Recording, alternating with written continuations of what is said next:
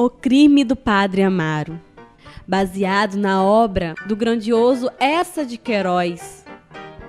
Produção Libre Filmes do Brasil. Após perder a mãe, Amaro foi morar na casa onde ela trabalhava. A Marquesa, a patroa da mãe de Amaro, cuidou dele e, quando morreu, o deixou aos cuidados de um tio. Era da vontade da Marquesa que Amaro se tornasse padre, e quando a idade para o seminário foi se aproximando, seu tio o colocou em aulas para prepará-lo. Mas depois de ter entrado no seminário, Amaro se sentia deslocado.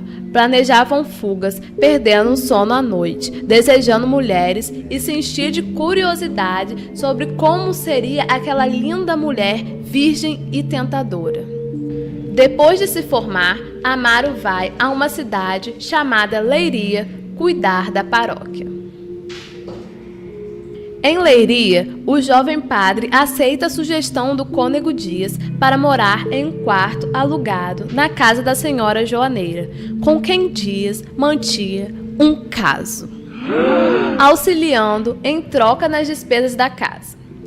O quarto de Amaro fica exatamente embaixo do de Amélia, filha da dona da casa. Já no primeiro contato, Amaro e Amélia sentem forte atração, que se desenvolve aos poucos e provoca o desinteresse da moça por João Eduardo, de quem era namorada. O fato que desencadeia a ofensiva de Amaro sobre Amélia é algo que o jovem padre presencia. Certo dia, ao chegar à residência da senhora Joaneira, encontra na cama com o cônego Dias. Depois de tal coisa, o padre achou melhor mudar-se de casa. O cônego Dias arrumou uma casa com alegria, afinal, ele não precisaria mais fugir de Amélia e do pároco durante seus encontros. Por não se verem mais, o padre e Amélia viviam chateados com saudades. Amaro voltou à convivência na Rua da Misericórdia e começou seu romance com a menina. Tal coisa se baseava em se sentarem um do lado do outro todo o tempo, em troca de olhares e roçar de mãos. João Eduardo, que morria de ciúmes do padre, odiava todo o clero. Nessas circunstâncias, ele, que secretamente trabalhava como jornalista, escreveu um artigo denunciando as verdadeiras atitudes dos padres com quem convivia na casa de Dona Joaneira. O comunicado foi publicado, mas sem assinatura direta. Os resultados foram a transferência do padre Brito e boatos sobre a honestidade de Amélia. E foi a casa de Dona Joaneira afirmando não ter nenhuma dúvida em relação à honra de Amélia e a pediu em casamento. Diante do escândalo que se tornou o artigo, Amélia aceitou-se casar-se com João Eduardo e Amaro, desde então, deixou de frequentar a casa da moça tão frequentemente. O padre Natário descobriu que João Eduardo escrevera o artigo, o fazendo perder o emprego atual e o futuro, e o excomungou da igreja. E padre Amaro se ocupou em fazer Amélia acabar com o casamento.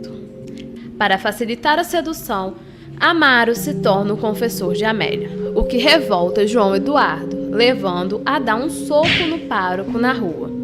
Após retirar a queixa contra seu agressor e ser visto como um santo pelas beatas, Amaro conduz a jovem para seu quarto e os dois têm a primeira relação sexual. A nova criada do padre, Dionísia, alerta para o perigo dessa exposição e lhe recomenda que ache um local secreto para os encontros amorosos.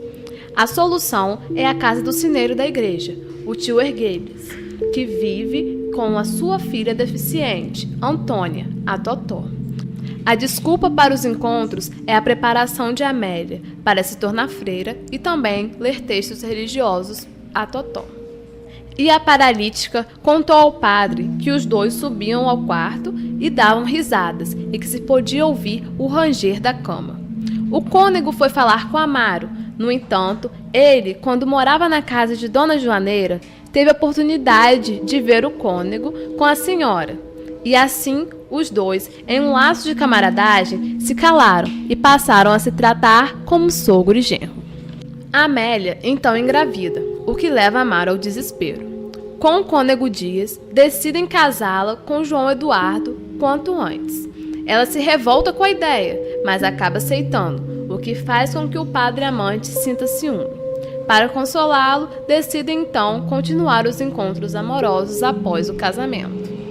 O ex-noivo de Amélia, contudo, não é encontrado, o que os leva a buscar outra solução, já que fica cada vez mais difícil ocultar a gravidez.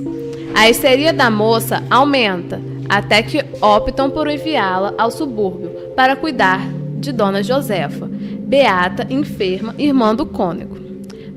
Entristecida por se separar da mãe e pelo abandono de Amaro, que permanece em Leiria, Amélia fica angustiada e entra em profunda crise.